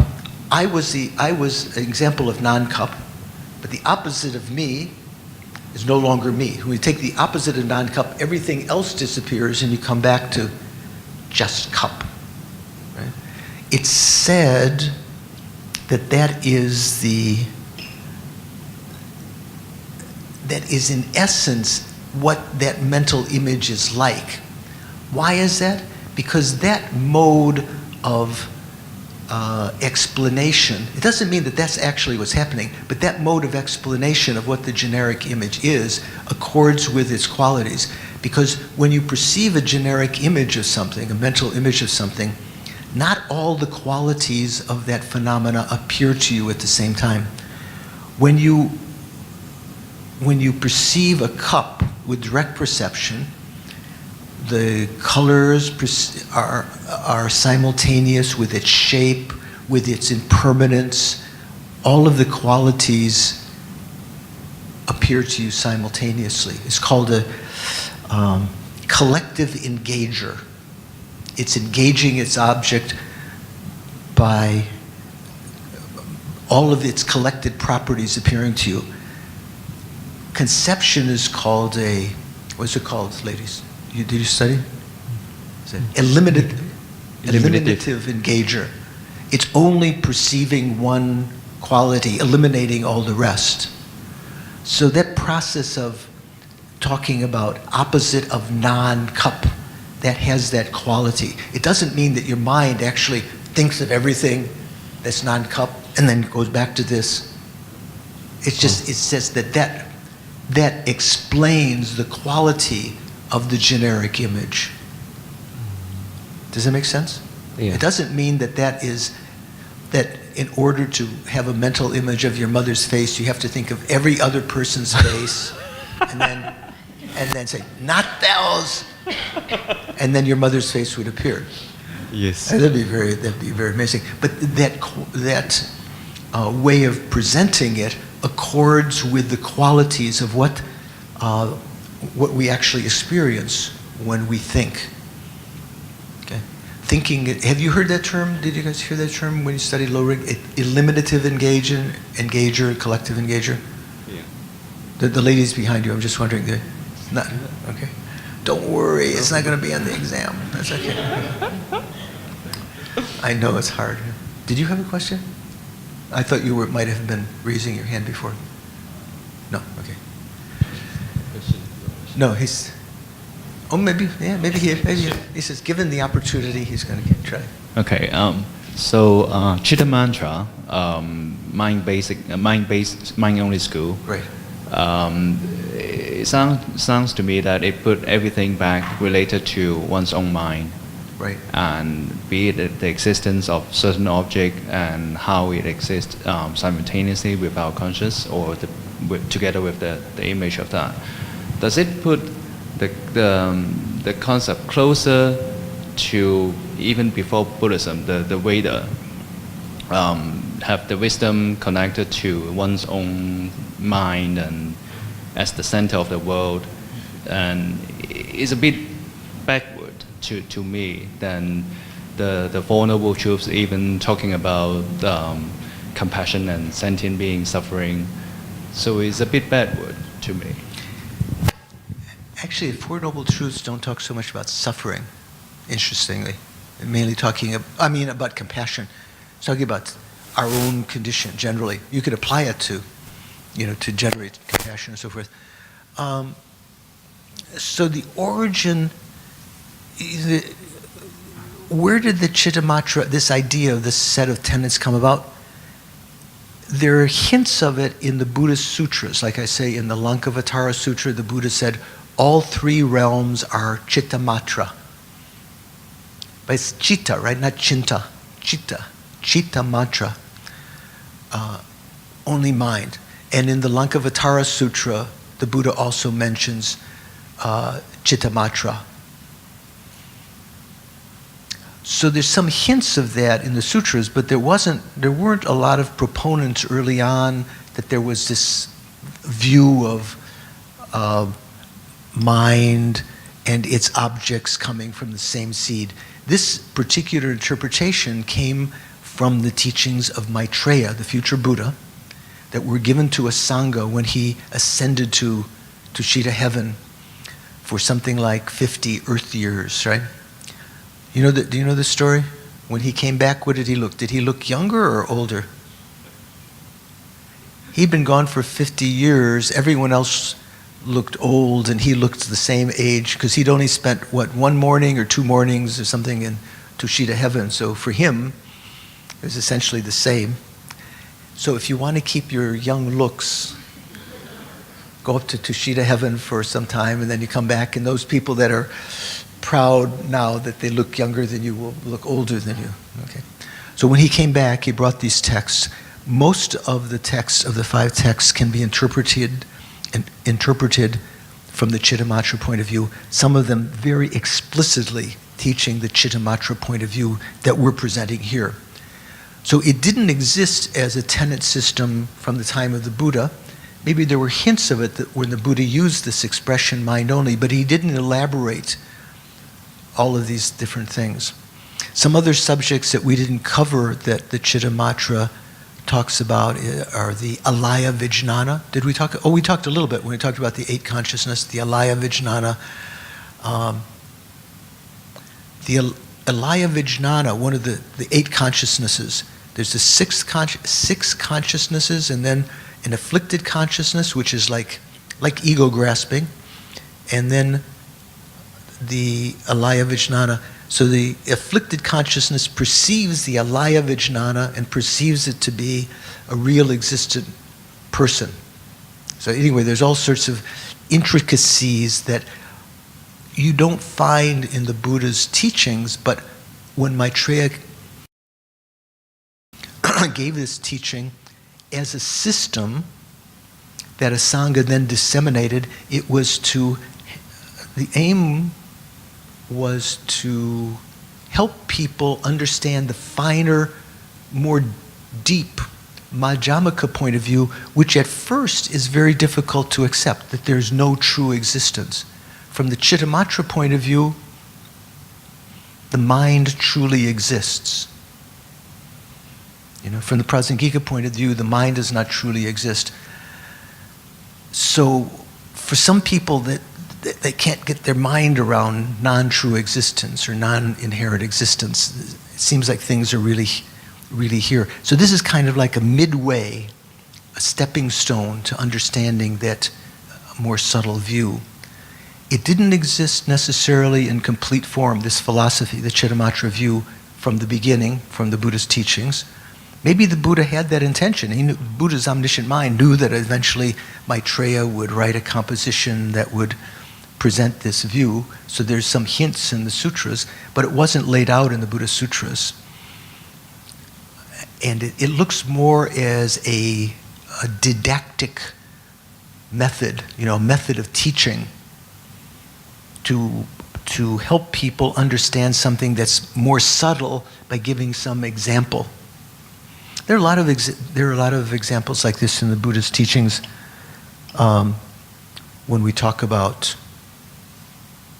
there's an analogy in maybe the Lotus Sutra of a merchant who's going off with his family, and a captain of a ship going off with his family and a lot of merchants to a distant location where there's incredible treasure that could be obtained. Along the way, they're going, it's a long, long journey, and along the way, the crew gets restless and frustrated, and the relatives and children have no patience any longer. So the captain says, we're approaching our destination. It's not their final destination. It's just some beautiful island where they stay for some years, And then when they get their health back and their courage back, they go on to the ultimate destination. That's sometimes used as an analogy, a teaching tool that first the Buddha taught you could achieve nirvana. But then because he taught about this state because some people, if from the very beginning, someone's calling, so if from the very beginning if the Buddha taught there's only enlightenment, that's the goal, and that journey is so intimidating to some people, working for 3 countless eons for the benefit of others. So the Buddha taught as a skillful means this other destination. Actually, that other destination exists, and just as in the example of the merchant, that other island exists, somewhere on your way to the greater destination. But it is when the Buddha, when in some of the tenets it says, some people reach this nirvana and that's their final destination. That was not a definitive teaching. Really, the final destination is way off there, enlightenment. But he taught this as a skillful means, that this was a definitive destination, nirvana, so that people would have full energy to engage in that. So the Chittamatra, if is this the first time you've heard something about Chittamatra? So it can be seem a little counterintuitive at first, but for some people it fits their mind. And as I said before, if we were to go into more detail about it, one of the reasons that supposedly the Buddha taught Chittamatra, he used the term in his sutras, was that if we have attraction to outer things as though they really exist, they're out there, that's the cause of our delusions. If not, you can't understand they don't inherently exist, but if you can understand or believe that they're not really out there, findable, out there, external to the mind, they're just arising with the mind from one seed, already that causes the mind to be less attractive, find them less attractive. It's a cause, by understanding that one's own attraction to them, one's own attachment to them, desire for them can be reduced. So it's a skillful means that the Buddha gave, not as the final teaching, but as a skillful means that can lead you to that final teaching. So I think that's enough. You guys are exhausted. I applaud you and rejoice in your kindness, No one, maybe one person or two left, I don't know, or maybe they were going out to the toilet, coming back. Thank you for your attention. We're going to have one more class, I think in a week or 8 days. I'm not sure if it's next week, when we'll have a chance to talk about the Madhyamaka, and especially the Prasangika system. So let's finish with a little dedication. See if you can remember that clear light nature of your mind, bring you back to a calm state. Let go of all the confusion that may have been generated right now.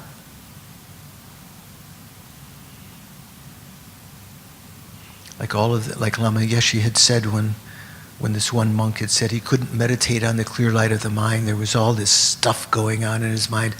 Lama said, that's the best time. Just let go of all those thoughts and sense the clear light nature within which they're arising.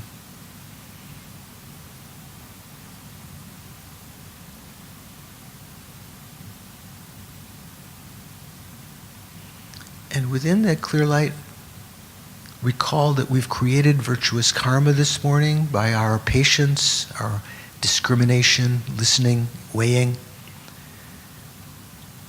This karma, being virtuous, will definitely ripen as something pleasant in cyclic existence, either this or future lives. But like the reins of a horse, see if you can make a very strong intention to point it in a particular direction, not just to some superficial samsaric pleasure that will be experienced and then be gone, but in whatever way this ripens, may it act as a cause of my continued spiritual development. And in so doing, as that spiritual development increases, may I open my heart to others, develop empathy and love. May I develop renunciation of cyclic existence as a result of this karma, bodhicitta, and the wisdom of emptiness. Think, may this karma not be exhausted until I actually achieve the state of omniscience, when I can effortlessly and spontaneously bring about the benefit of sentient beings. Due to these merits, may I quickly become enlightened for the sake of all living beings.